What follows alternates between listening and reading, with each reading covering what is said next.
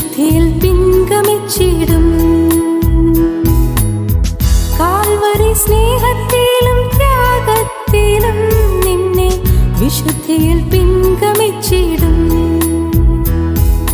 ജ്വലിപ്പിക്കണേ എന്നെ ജ്വലിപ്പിക്കണേ ആത്മാവിൻ സ്നേഹത്തിനാൽ. ജ്വലിപ്പിക്കണേ എന്നെ ജ്വലിപ്പിക്കണേ ആത്മാവിൻ സ്നേഹത്തിനാൽ. വേഗം വരുന്ന നമ്മുടെ കർത്താവായ യേശുക്രിസ്തുവിൻ്റെ തന്നിനാമത്തിൽ എല്ലാവർക്കും സ്നേഹവന്ദനം.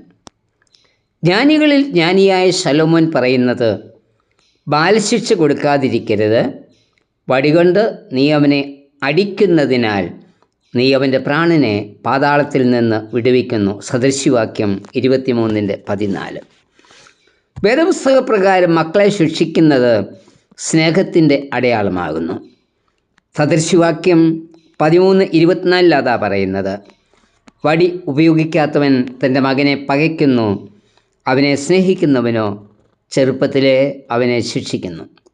ഇന്ന് വടി എടുക്കുന്നതിനോ ശിക്ഷിക്കുന്നതിനോ ഉള്ള അധികാരം മാതാവിനും പിതാവിനും ഇല്ല. അതിൻ്റെ പരിണിത ഫലമല്ലേ തലമുറകൾ തെറ്റിലേക്ക് നയിക്കപ്പെടുന്നത്. ഈ ഭൂമിയിലെ തൻ്റെ മക്കൾ നശിച്ചു പോകാതെ ജീവനിൽ കടക്കുന്നതിനു വേണ്ടി സ്വർഗീയപിതാവും അവരെ ശിക്ഷിക്കുന്നു. തെറ്റുകൾ കാണുമ്പോൾ അവൻ വചനത്തിലൂടെയും വിവിധ സംഭവങ്ങളിൽ കൂടെയും മുന്നറിയിപ്പ് നൽകും. മുന്നറിയിപ്പുകൾ അവഗണിക്കുമ്പോൾ മടങ്ങി വരേണ്ടതിന് അവൻ വടി എടുക്കും. നമ്മിൽ ഉണ്ടാകുന്ന കഷ്ടങ്ങളും നഷ്ടങ്ങളും കർത്താവ് ഉപയോഗിക്കുന്ന വടി ആണ്.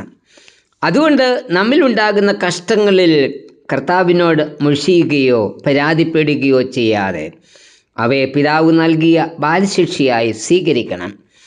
ശലോമോൻ പറയുന്നത്, മകനെ, യഹോവയുടെ ശിക്ഷ നിരസിക്കരുത്, അവൻ്റെ ശാസനയെങ്കിൽ മുഷികയും അരുത്.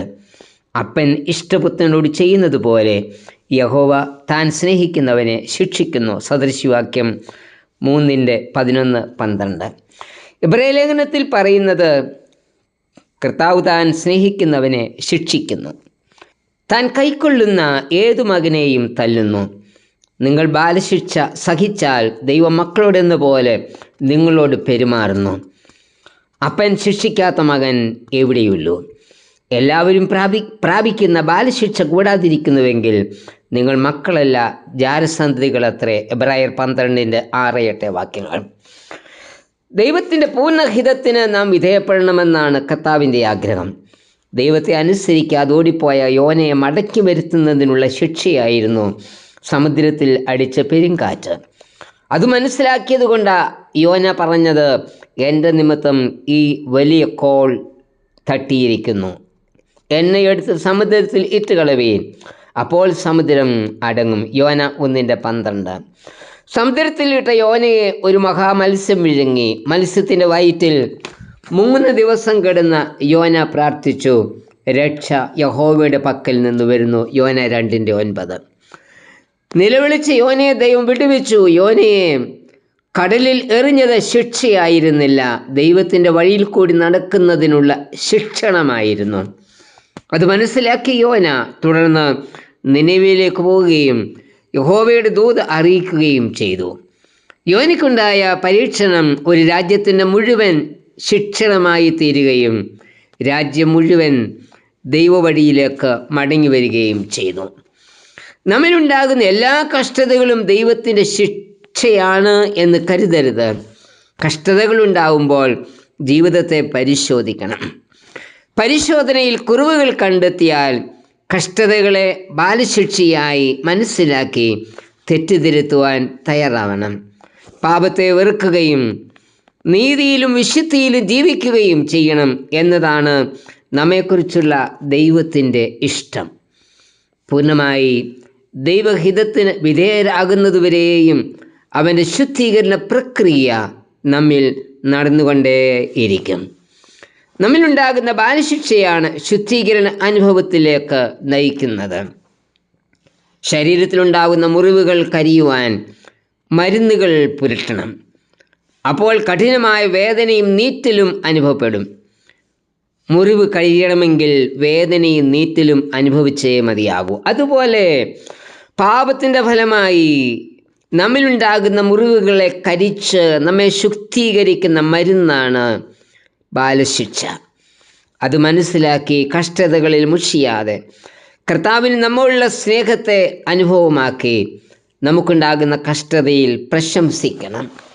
സങ്കീർത്തനത്തിൽ പറയുന്നത്, കഷ്ടതയിലാകുന്നതിന് മുൻപേ ഞാൻ തെറ്റിപ്പോയി, ഇപ്പോഴോ ഞാൻ നിൻ്റെ വചനത്തെ പ്രമാണിക്കുന്നു. 119:67. കഷ്ടതകൾ ഉണ്ടാകുന്നതിൻ്റെ കാരണം നമുക്ക് അജ്ഞാതമായിരിക്കാം.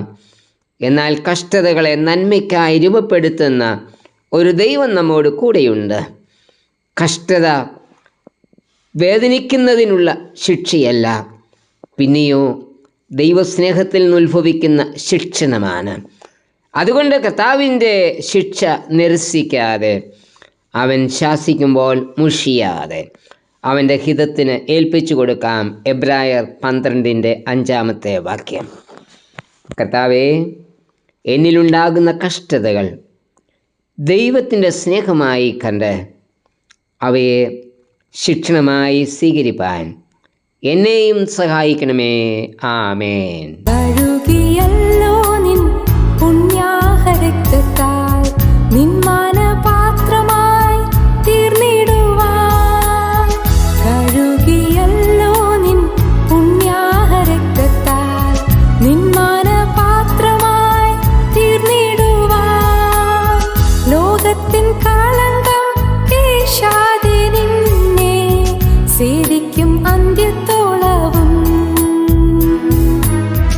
ലോകത്തിൻ കളങ്കം